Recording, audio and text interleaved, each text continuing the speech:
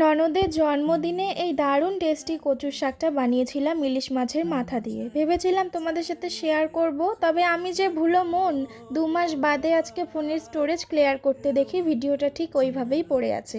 তাই ভাবলাম আজকে তোমাদের সাথে শেয়ার করি। কচুটা ভালোভাবে ধুয়ে কেটে নিয়ে জল ছাড়া আমি ভাপিয়ে নিয়েছি।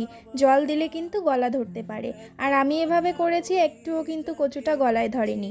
এরপরে কড়াতে তেল গরম করে তেলের মধ্যে ফোড়নে দেবো কাঁচা লঙ্কা, তোমরা চাইলে জিরেও দিতে পারো।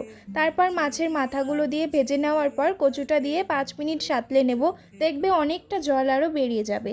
তারপরে নুন আর হলুদ গুঁড়ো দিয়ে আরও 15 মিনিট মতো কষিয়ে নেওয়ার পর এইরকম হাল হয়ে যাবে।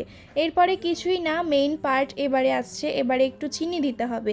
কচুর শাকে চিনিটা কিন্তু খুব ইম্পর্টেন্ট। চিনিটা দেওয়ার পর কষিয়ে সব জল শুকিয়ে নিলেই কিন্তু কচুর শাক একেবারে রেডি। এবার গরম গরম ভাতে এনজয় করো। আমার ইলিশ ভালো লাগে না, তবে এটা প্রিয়।